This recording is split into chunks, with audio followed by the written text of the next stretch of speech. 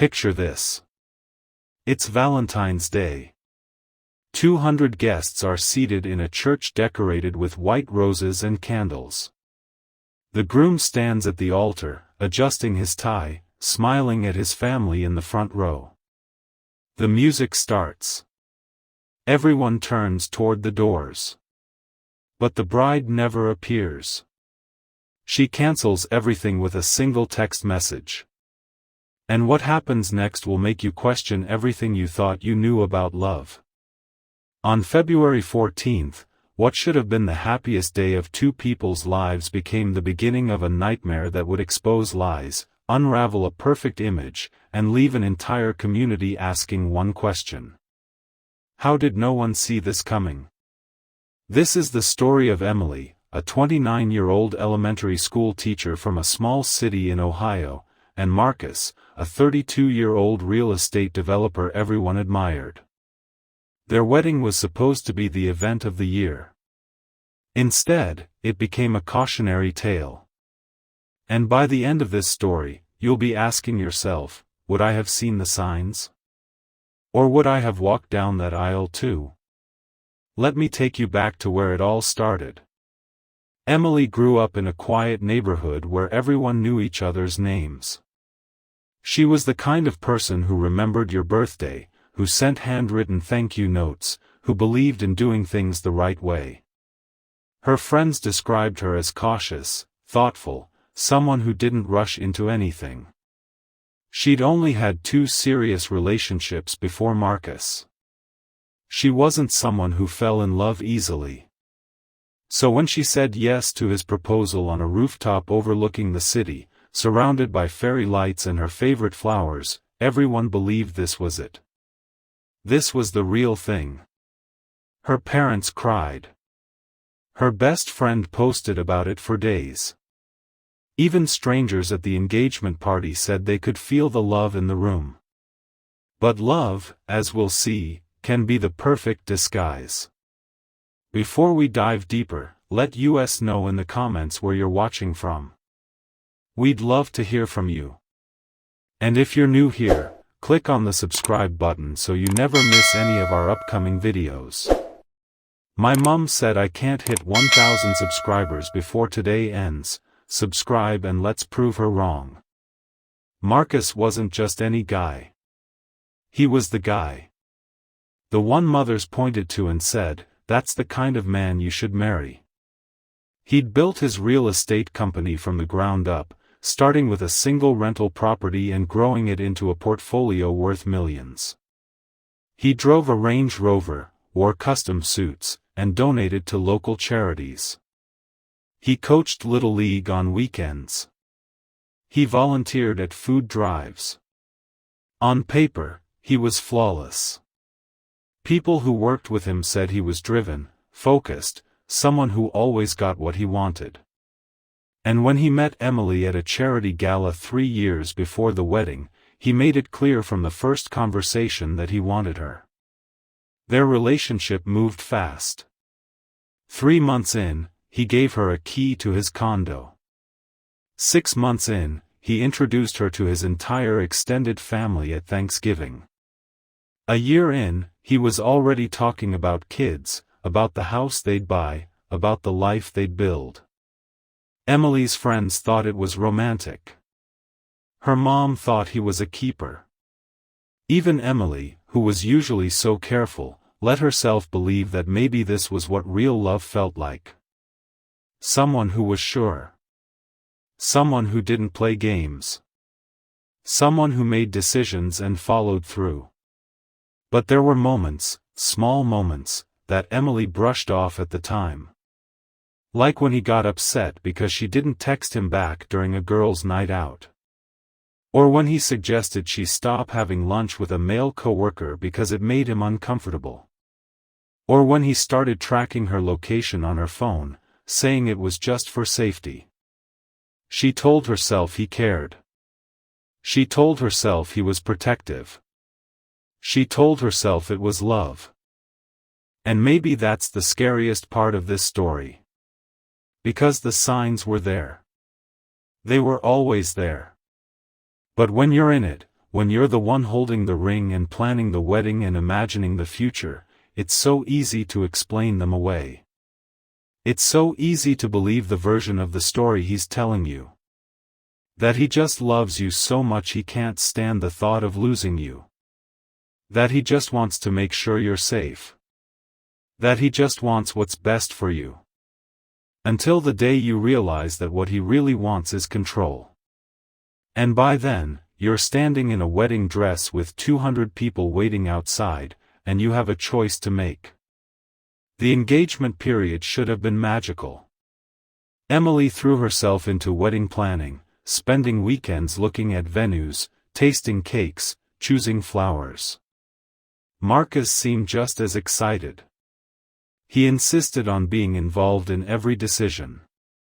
Which should have been sweet. But his involvement wasn't about partnership. It was about approval. Emily wanted a small, intimate ceremony. Marcus said they needed something bigger, something that reflected their success. Emily wanted a simple dress. Marcus took her to a boutique and pointed out the one he liked. Emily wanted to invite her college roommate. Marcus said he didn't trust her, that she'd always seemed jealous of their relationship. Slowly, without even realizing it, Emily stopped voicing her own opinions. It was easier to just agree. Easier to avoid the tension. Easier to keep the peace. Her best friend, Rachel, noticed the change. She'd known Emily since high school, and this version of her, the one who second-guessed herself, who apologized constantly, who flinched when her phone buzzed, wasn't the Emily she grew up with. Rachel tried to bring it up once over coffee. She said, "You seem different lately. Are you okay?" And Emily smiled, that practiced smile people use when they're pretending everything's fine, and said she was just stressed about the wedding. Rachel didn't push. She didn't want to overstep. She didn't want to be the friend who ruined the happiness. But later, after everything happened, Rachel would say that was her biggest regret. Not pushing harder. Not asking the right questions. Not telling Emily what she really thought, which was that Marcus scared her. That there was something off about the way he looked at Emily, like she was a possession, not a partner. 3 months before the wedding, Emily's co-worker, a guy named Josh who she'd been friends with for years, invited her to his birthday party. It was just a casual thing, a group of people from work grabbing drinks after hours. Emily mentioned it to Marcus. He didn't yell. He didn't even raise his voice. He just said, "I don't think that's a good idea." And when Emily asked why, he said, "Because I don't like the way he looks at you." Emily laughed it off. Josh was married. Josh had 2 kids. But Marcus didn't laugh. He said, "If you go, I'm going to assume you care more about him than about us." And just like that, the party became a test. A test Emily didn't even realize she was taking. She didn't go. She texted Josh an excuse. And Marcus kissed her on the forehead and said, "I knew you'd make the right choice." That night, Emily lay awake staring at the ceiling, feeling something she couldn't quite name. It wasn't anger. It wasn't fear. It was something quieter, something heavier. It was the feeling of losing yourself one small decision at a time. 2 months before the wedding, Marcus started talking about joint bank accounts. He said it made sense, they were about to be married, they should combine their finances. Emily hesitated. She'd always been independent, always handled her own money. But Marcus framed it as a trust issue. He said, "What, you don't trust me? You think I'm going to steal from you?" And Emily, not wanting to seem paranoid, not wanting to seem difficult, agreed. Within 2 weeks, Marcus had access to everything. Her savings. Her paycheck. Her credit cards. He said it was just practical. He said he'd handle the bills, handle the investments, handle everything so she could focus on the wedding. And Emily, exhausted from planning and working full-time and trying to keep everyone happy, let him. She didn't know that this was another box checked on a list she couldn't see. A list that had one goal.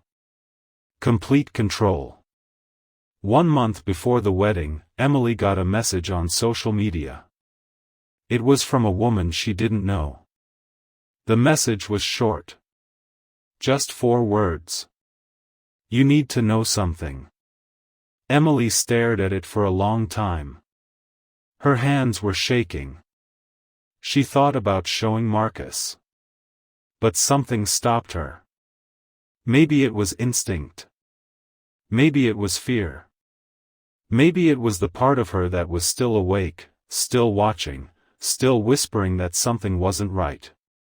She didn't respond to the message. She just closed the app and went back to addressing invitations. But the message stayed in her mind.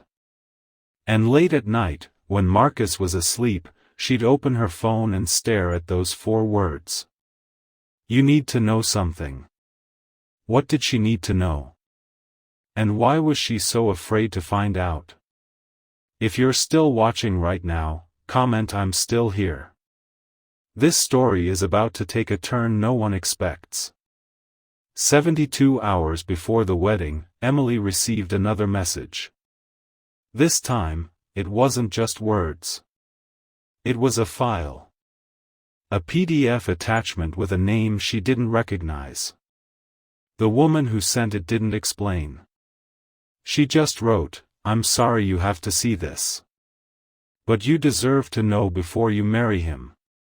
Emily's heart was pounding. She was sitting in her apartment, surrounded by boxes of wedding favors and seating charts and a dress hanging on the back of her bedroom door. Marcus was at a bachelor party his friends had thrown for him. She was alone. And for the first time in months, she felt like she could breathe. She opened the file. It was a restraining order. Dated 4 years earlier. Filed by a woman named Christina. Against Marcus. Emily read it 3 times. Then she read it again. The document outlined incidents. Harassment. Threats. Unwanted surveillance. Christina had been Marcus's girlfriend before Emily. She'd tried to end the relationship, and Marcus had refused to accept it. He'd shown up at her work. He'd called her dozens of times a day. He'd followed her car.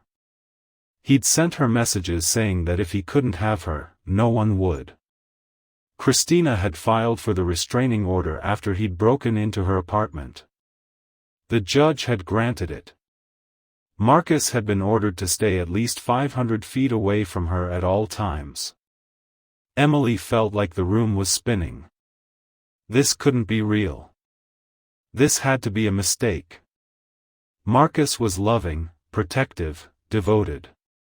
He'd never hurt anyone. But the document was real. The court seal was real. And the sick feeling in Emily's stomach was real too. She called the number attached to the message. A woman answered. It was Christina. She sounded tired. She said, I didn't want to ruin your life. But I couldn't let you marry him without knowing. Emily asked why she was reaching out now. Christina said, because I saw the engagement announcement. And I couldn't stop thinking about you. I kept imagining you in my place, thinking he's perfect, thinking you're safe. I was you once. I believed him too. She told Emily everything. How Marcus had love-bombed her at the beginning, showering her with gifts and attention. How he'd slowly isolated her from her friends, convincing her that they didn't really care about her. How he'd tracked her phone, controlled her money, told her what to wear.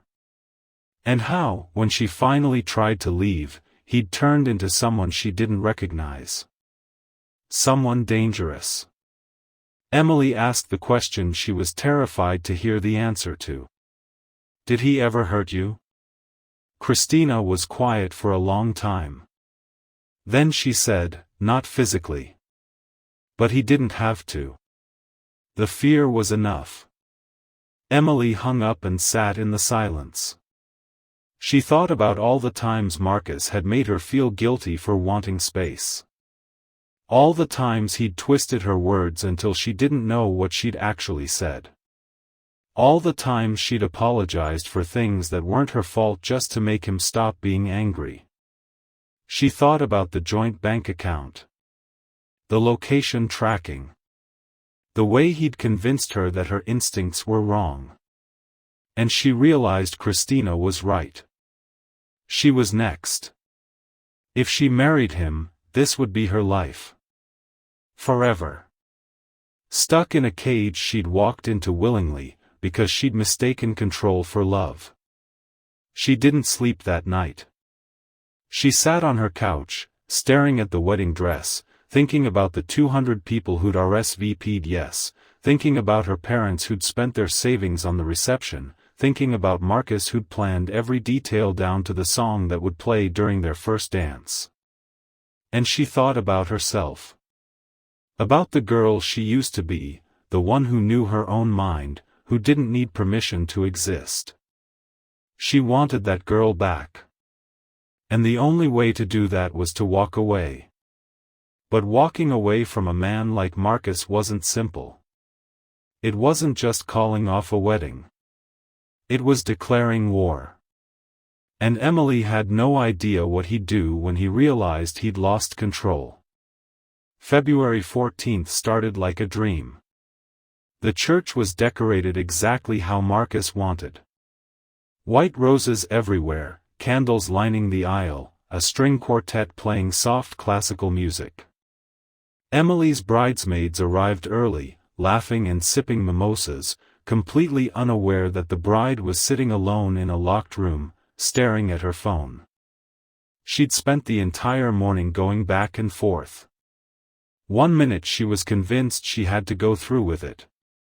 Cancel now and face the humiliation, the questions, the anger. The next minute she was reading Christina's messages again, reminding herself why she couldn't. Her hands were shaking so badly she couldn't hold the eyeliner steady. Her mom knocked on the door, asking if she needed help with her makeup. Emily said she was fine. She wasn't fine. She was unraveling. At 1:30, an hour before the ceremony, Emily's phone buzzed. It was Marcus. The message said, "I can't wait to see you. You're going to be the most beautiful bride. I love you forever." Emily stared at those words. Forever. That's what she was afraid of. She thought about what forever with Marcus would look like.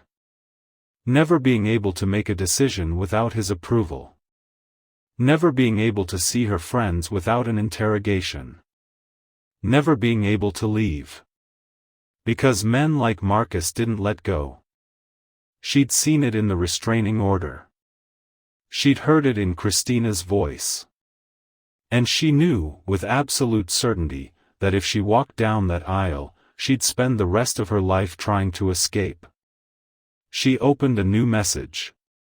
This one was to her maid of honor, Rachel. It said, "I need you to come to the bridal suite now. Alone. Don't tell anyone." Rachel arrived 3 minutes later. She took one look at Emily, still in her robe, mascara smudged, and said, "What's wrong?"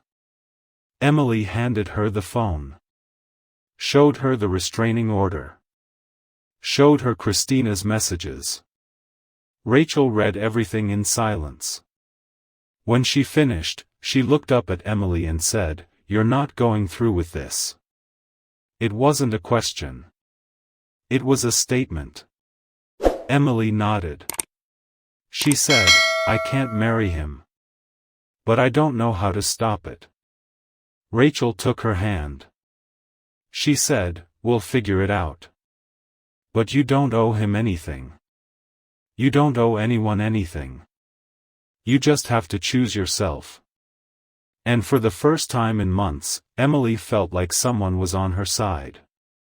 Not Marcus's side. Not the wedding side. Hers. They made a plan. Rachel would go downstairs and tell the wedding coordinator that there was a medical emergency, that the wedding needed to be postponed. She'd make sure Emily's parents were informed privately.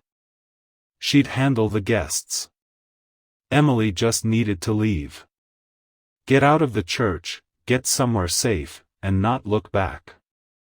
Emily changed out of her robe and into jeans and a sweater. She left the wedding dress hanging on the door. She didn't take the flowers. She didn't take the veil. She took her phone, her purse, and Rachel's hand, and they walked out the back exit of the church. 200 people were inside waiting for a bride who was never going to appear. And Marcus, standing at the altar in his custom tuxedo, had no idea his perfect plan was falling apart. At 2:07, the wedding coordinator received a text from Rachel. The wedding is cancelled. Emergency. More details to follow. Guests started murmuring. Marcus's smile faded. He pulled out his phone and called Emily. No answer. He called again. Still nothing. He walked down the aisle, past confused family members, past whispering friends, and found the bridal suite empty. Just the dress. Just the flowers. Just the life he'd constructed, abandoned. And that's when something inside him snapped. Because Marcus wasn't the kind of man who accepted loss. He was the kind of man who took what he wanted. And if Emily thought she could just walk away, she was about to learn how wrong she was. If this hooked you already, don't forget to subscribe, like, and drop a comment because what happens next will absolutely shatter your expectations. Within an hour, Marcus had called Emily 43 times. She didn't answer. He left voicemails that started out confused, then hurt, then angry. By the 10th message, he wasn't even pretending to be calm. He said, "You humiliated me. You owe me an explanation. You can't just run away. Call me back. Now." Emily was at Rachel's house, sitting on the couch with her phone turned off, trying to process what she'd just done. Part of her felt relief. A huge, overwhelming relief, like she'd been holding her breath for months and could finally exhale. But another part of her felt terror. Because she knew Marcus wouldn't just let this go. And she was right. By that evening, he'd started reaching out to everyone in Emily's life. Her parents. Her co-workers. Her old college friends. He told them Emily had a breakdown. That she was confused, unstable, not thinking clearly. He said he was worried about her. That he just wanted to make sure she was okay. And people believed him. Because Marcus was convincing. Because he knew exactly how to play the role of the concerned fiancé. Emily's mom called, crying, begging her to explain what happened. Emily tried. She said, "I found out things about Marcus. Things I can't ignore." Her mom said, "What things?" And Emily realized she couldn't explain over the phone. She couldn't make her mother understand in a 5-minute conversation what had taken her months to see. So she just said, "I need you to trust me. Please."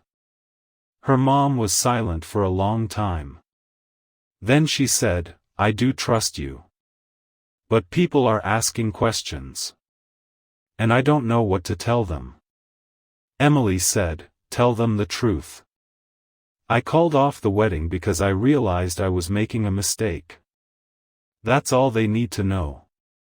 But in a small town, that wasn't enough. People wanted details. They wanted drama. And Marcus was more than happy to provide it. He gave an interview to the local newspaper. He said he was heartbroken, blindsided, struggling to understand why the woman he loved had abandoned him on what should have been the happiest day of their lives. He said he still loved her. He said he'd forgive her. He said he just wanted her to come home. The article painted him as a victim. A good man destroyed by a runaway bride. And Emily, who'd stayed silent, who'd hidden at Rachel's house, became the villain. People she'd known her whole life started whispering. Started speculating. Started judging. Someone started a Facebook thread debating whether Emily had cheated. Someone else said they'd always thought she was cold. Another person said Marcus deserved better. And Emily, reading these comments late at night on Rachel's laptop, felt her chest tighten. Because even though she'd made the right choice, it felt like she was being punished for it. But Marcus wasn't done. 2 weeks after the cancelled wedding, Emily's bank account was frozen.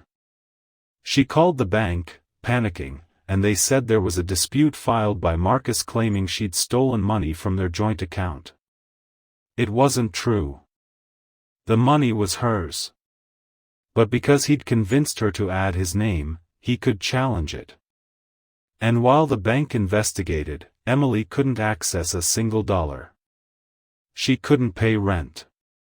Couldn't buy groceries. Couldn't do anything. She called a lawyer. The lawyer said this was financial abuse, that she had grounds for a case, but it would take time. Time Emily didn't have. She moved in with Rachel. She borrowed money from her parents. She picked up extra shifts at work. And every day, Marcus sent her a message. Sometimes it was "I miss you." Sometimes it was "We can fix this." Sometimes it was "You're making a huge mistake." And sometimes, late at night, it was "You'll regret this." 3 weeks after the wedding, a coworker told Emily that someone had been asking about her. A man matching Marcus's description had shown up at the school where she taught, claiming to be her fiancé, saying he needed to drop something off for her. The front office didn't let him in. But the fact that he'd tried made Emily's skin crawl. She filed a police report. The officer who took her statement was polite but skeptical. He said, "Has he threatened you? Has he hurt you?" And Emily said no. "Not yet." The officer said, "Then there's not much we can do. We can't file a restraining order based on a feeling. Come back if something concrete happens." Emily left the station feeling hopeless. Because the system was designed to protect people after they'd been harmed. Not before.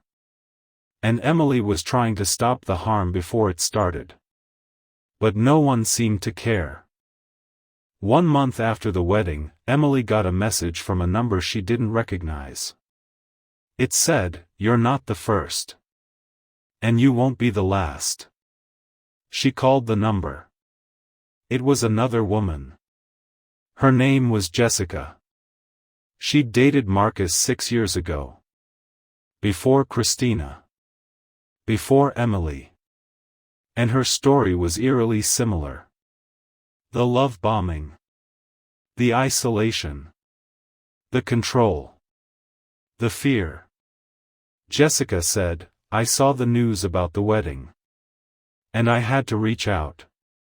Because I know what he's capable of." Emily asked if she'd ever reported him. Jessica said she'd tried. But just like Emily, she was told there wasn't enough evidence. So she just moved away. Changed her number. Started over. She said, I'm sorry you're going through this. But you did the right thing. And I hope you stay safe." Emily thanked her and hung up. She sat in the silence, realizing that Marcus had been doing this for years. That she wasn't special. She was just the latest in a pattern. And that thought, strangely, gave her strength.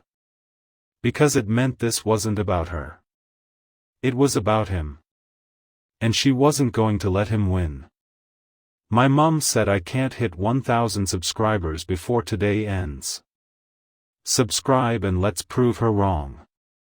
2 months after the wedding, Marcus was arrested. Not because of Emily. Because of Christina. She'd filed a new report after seeing the news coverage, saying Marcus had violated the original restraining order by contacting her through a fake social media account. The police investigated. They found messages. Threats. Evidence that he'd been keeping tabs on her for years. The judge issued a warrant. Marcus was taken into custody on a Friday afternoon. Emily got a call from the detective handling the case. He said, "I wanted you to know. You were right to be scared. We found things on his computer. Photos of you. Your schedule. Maps of places you go. He'd been planning something. We just don't know what." Emily felt her stomach drop. She asked what would happen now. The detective said Marcus would likely face charges. Stalking. Harassment. Maybe more. But it would depend on what the DA decided to pursue. For 3 days, Emily felt something she hadn't felt in months. Relief. Marcus was in jail. He couldn't call her. Couldn't follow her. Couldn't hurt her. She slept through the night for the first time since the wedding. She went to work without looking over her shoulder. She even smiled. But on Monday morning, she got another call. Marcus had been released. His lawyer had argued that the evidence was circumstantial, that the photos were from when they were still together, that the messages to Christina were taken out of context. The judge set bail. Marcus's family paid it. And just like that, he was free. Emily's hands shook as she hung up the phone. She felt like she was back at square one. Except now, Marcus knew she'd cooperated with the police. And if he was angry before, she couldn't imagine what he'd be now. That night, Emily's car was vandalized. Someone had keyed deep scratches into the paint, slashed 2 of her tires, and left a note under the windshield wiper. The note said, "You can't hide forever." Emily called the police. They took photos. They filed a report. But they said without proof that Marcus did it, they couldn't charge him. Emily said, "Who else would it be?" And the officer said, "I understand your frustration. But we need evidence." Emily realized then that the system wasn't going to save her. She was on her own. She installed cameras outside Rachel's house. She changed her phone number. She stopped going to places she used to frequent. She started carrying pepper spray. She became a prisoner in her own life, all because she dared to say no. 3 months after the wedding, a second woman came forward. Her name was Angela. She'd been Marcus's girlfriend in college. She'd never reported him, never told anyone what happened, but after seeing the news about his arrest, she decided to speak up. She told the police that Marcus had assaulted her. That he'd held her down when she tried to leave. That he'd told her if she ever told anyone, he'd ruin her life. She said she'd kept silent for over a decade because she was terrified. But seeing Emily's story, seeing Christina's story, seeing Jessica's story, made her realize she wasn't alone. The detective called Emily. He said, "We're building a case. It's going to take time. But we think we can get him." Emily wanted to feel hopeful. But she'd heard promises before. And she'd learned the hard way that justice wasn't guaranteed. For months after the wedding, Marcus's trial began. Not for what he did to Emily, but for violating Christina's restraining order and for the assault charge Angela filed. Emily sat in the courtroom every day. She listened to Christina testify about the fear she'd lived with. She listened to Angela describe the night Marcus hurt her. She listened to Marcus's lawyer argue that these women were lying, that they were bitter, that they wanted attention. And she watched the jury's faces, trying to read their expressions, trying to guess whether they believed the truth or the performance. The trial lasted 2 weeks. The jury deliberated for 3 days. And when they came back, they delivered a split verdict. Guilty on the stalking charge. Not guilty on the assault. Marcus was sentenced to 18 months in prison and 5 years probation. It wasn't enough. Emily knew it wasn't enough. But it was something. And for the first time, Marcus's perfect image was shattered. The town that had once admired him now saw him for what he really was. If you're still here, subscribe, because stories like this only work when people stay. 6 months after the trial, Emily moved to a different state. She didn't tell anyone where she was going except Rachel and her parents. She changed her name legally. She started over. New job. New apartment. New life. It wasn't easy. She had nightmares for months. Every time someone knocked on her door, her heart raced. Every time she saw a man who looked like Marcus, she froze. But slowly, with therapy and time and distance, she started to feel like herself again. The version of herself she'd lost somewhere along the way. The version who knew her own worth. Who trusted her instincts. Who didn't apologize for existing. And she realized something important. Leaving Marcus wasn't the hard part. The hard part was forgiving herself for staying as long as she did. She started volunteering at a domestic violence shelter. She wanted to help other women who were where she'd been. Women who were being told that love was supposed to hurt. That jealousy was romantic. That control was protection. She shared her story, not for sympathy, but as a warning. She said, if someone makes you feel like you're crazy for having boundaries, run. If someone isolates you from the people who love you, run. If someone tracks your every move and calls it care, run. Because it's not love. It's possession. And you deserve better. The women she spoke to thanked her. They said hearing her story gave them courage. And Emily realized that maybe this whole nightmare had a purpose. Maybe she'd survived so she could help someone else survive too.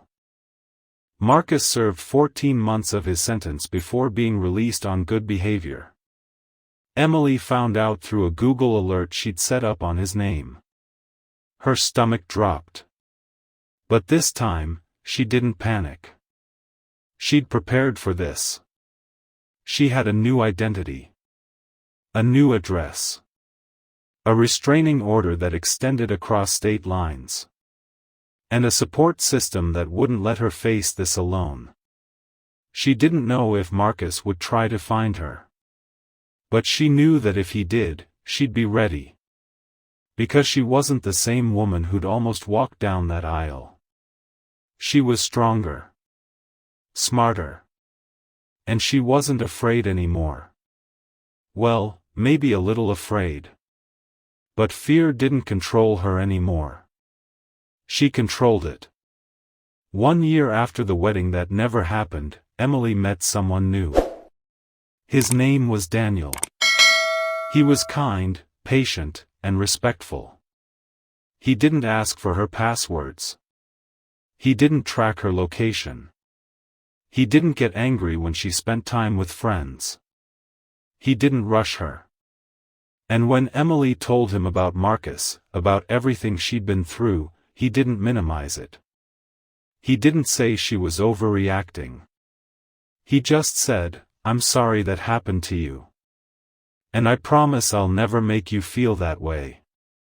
Emily didn't know if she'd ever get married. She didn't know if she'd ever fully trust someone again. But she knew she was healing. And that was enough. For now, that was more than enough. So let me ask you something. If you were Emily, would you have seen the signs? Would you have walked away? Or would you have convinced yourself that love is supposed to be hard, that relationships take work, that you were being too sensitive? Because here's the truth. Most of us want to believe the best in people. We want to believe that the person we love would never hurt us. And that's exactly what makes people like Marcus so dangerous. They don't look like villains. They look like everything you've ever wanted.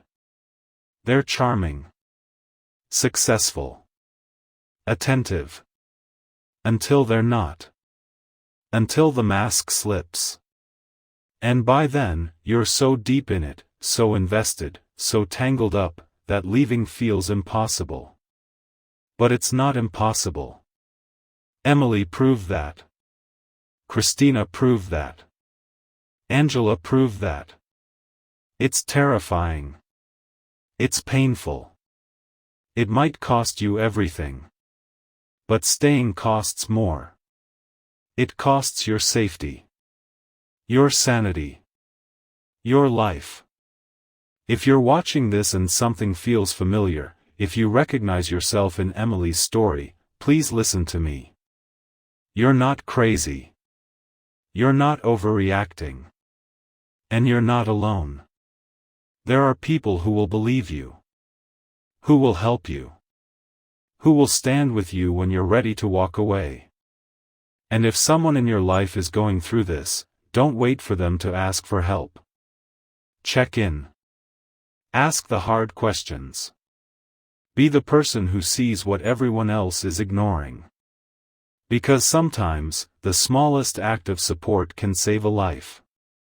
Emily's story didn't end in tragedy because people like Rachel and Christina and Angela refused to stay silent. And that's the lesson here. We have to speak up. We have to listen. We have to protect each other. Because love should never make you feel small. It should never make you feel trapped. It should never make you feel afraid. And if it does, it's not love. It's something else. Something you need to run from. Do you think Emily did the right thing? Do you think Marcus should have faced harsher consequences? What would you have done in her situation? Let me know in the comments. I really want to hear your thoughts. And if this story affected you, if it made you think, if it made you feel something, share it. Because someone out there needs to hear it. Someone out there is standing in a bridal suite, staring at a wedding dress, wondering if they're making a mistake. And maybe, just maybe, this story will give them the courage to choose themselves. Because that's what Emily did. She chose herself. And that choice saved her life. Sometimes the bravest thing you can do is walk away. Even when everyone's watching. Even when it's Valentine's Day. Even when you're already in the dress. Walk away. Your life is worth more than a perfect wedding. Your life is worth everything. If you made it this far, thank you for watching. Subscribe for more real stories that expose the truth behind perfect smiles. And if you think this story was intense, wait until you hear what happened on the next story. Trust me, you won't want to miss it.